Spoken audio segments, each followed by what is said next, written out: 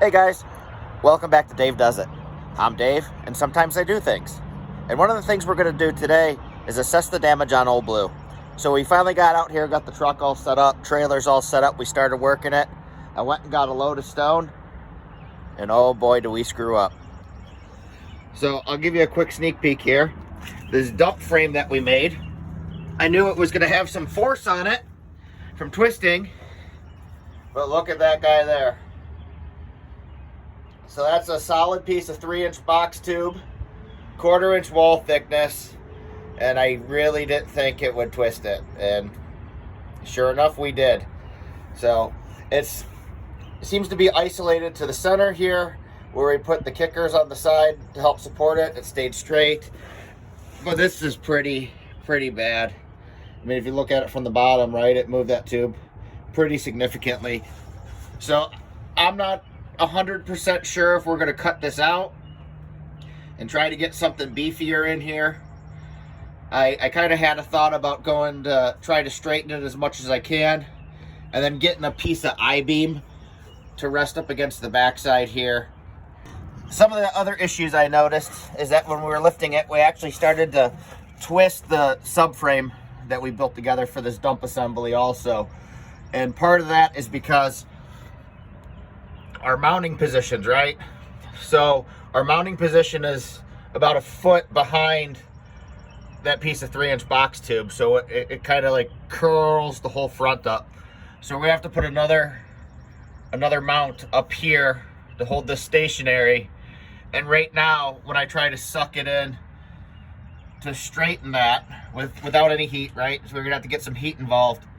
It bows out the center of the frame here. So this is all 1/4-inch wall stuff. I thought it was beefy enough.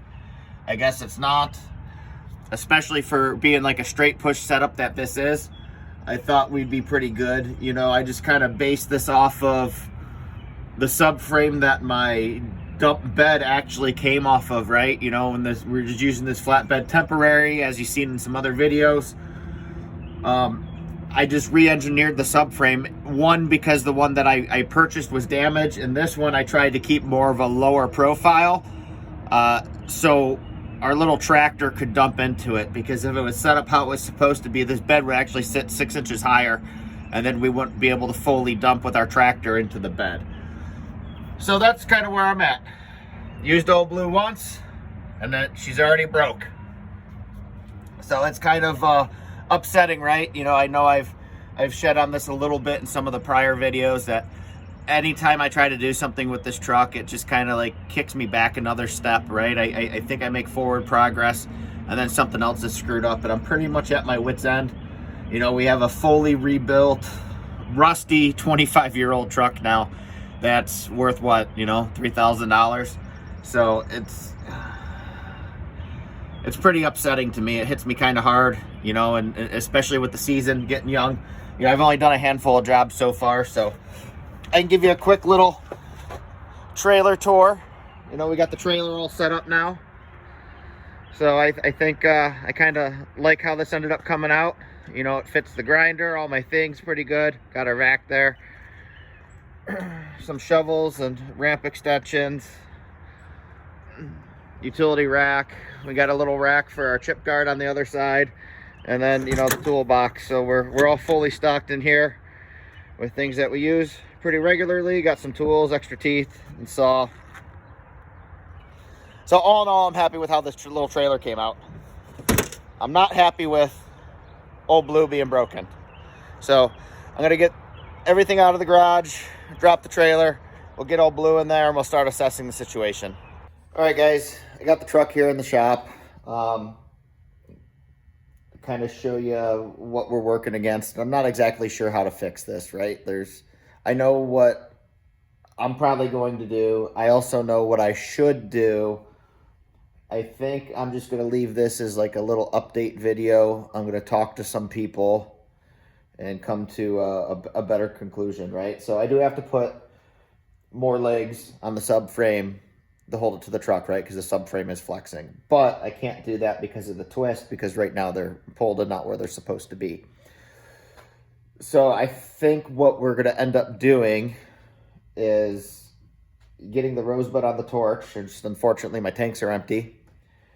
I'm going to heat that piece of 3-inch up and then suck the bed down. So the cylinder's out about 2.5 inches when it's down now, since it, pushed everything back. So I think if I can get that somewhat into the correct location, I could add some more supports and stiffeners tied into the frame, and then maybe get a piece of like 4-inch I-beam to run in between the frame rails so it has something else to push against. That's probably what I'm going to do. What I should do is buy a truck that's actually a chassis truck instead of trying to make a pickup truck a chassis truck, and get like a scissor lift, right? So the load is more vertical up and down instead of forward and back, trying to bend everything up. I thought I was doing something good because I put this cylinder on more of an angle, right? So it's not sitting flat like a typical push style dump bed would. I had some room to drop the base of the cylinder down. I also did order the wrong cylinder, which is part of the reason why I had to drop it down. But I thought having it on an angle of being upward would minimize the push. Hindsight, I probably should have, used a piece of bigger tube for the mount, but I'm also treating my little truck like a big truck. So I had somewhere between 8,000 and 9,000 pounds of stone in it when this happened. A couple days prior, I had 6,000 pounds of stone, and it was fine. 2 yards of stone. When the incident happened, I had 3 yards of stone, and then I had to go get the excavator and scrape most of it out. So, yeah, I don't know. It's kind of a mess, but you could see here, I guess the camera doesn't really do it justice, but, that was straight before. It was a perfect 90. Now it's pushed back some. We got the twist. There's a twist in it, a bow in it. It's also down. It's causing these main rails to be pulled in. And I don't know. I mean, you can see how much cylinder we still have. There's a new wipe ring right there. So we have that much cylinder to work with to try to pull it back into the correct location if we can get it all heated up.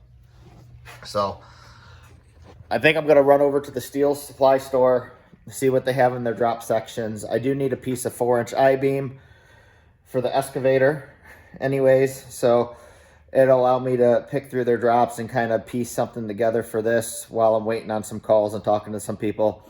Unfortunately, to fix this, I have to pull the bed back off.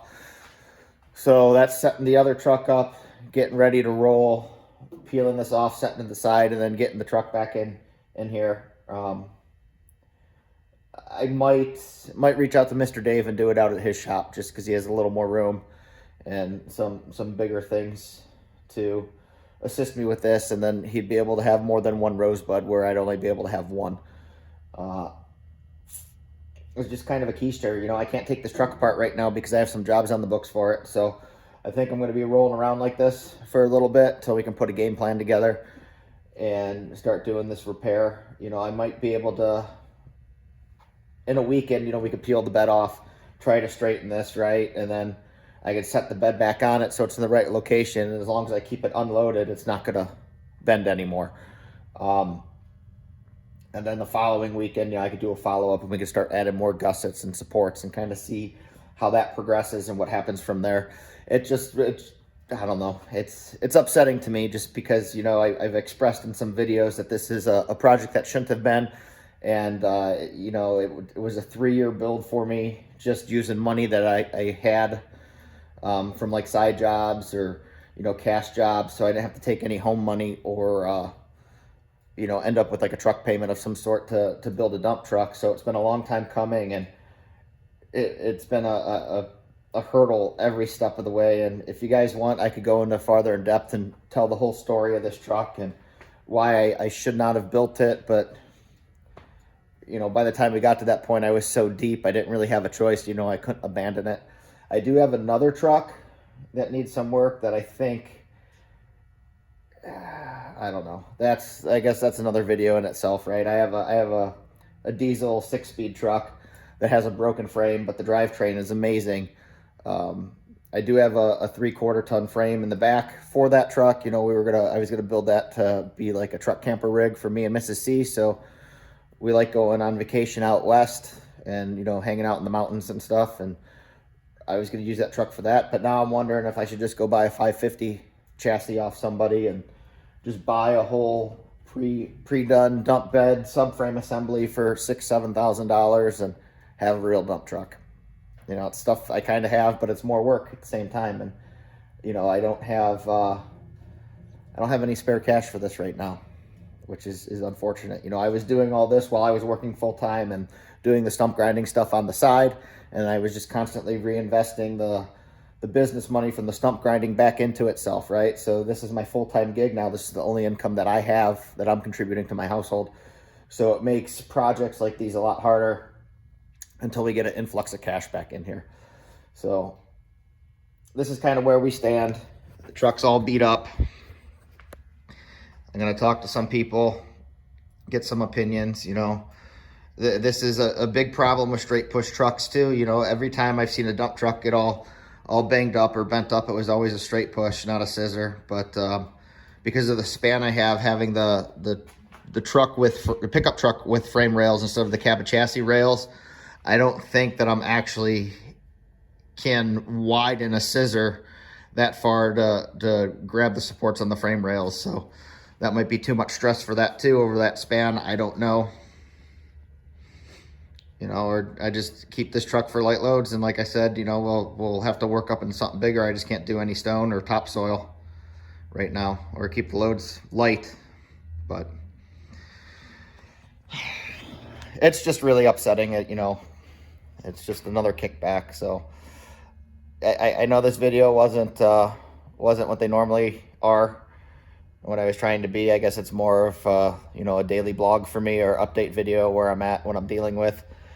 And it hurts, you know.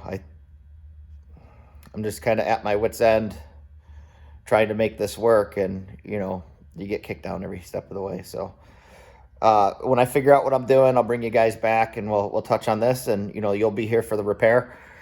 So I'm gonna kind of weigh my options out and get these few jobs that I have lined up out of the way while the truck's together. And we'll just take the repair from there. So as always, guys, remember, kindness is free. It doesn't cost you anything to be a decent person, and try to inspire someone. Thank you.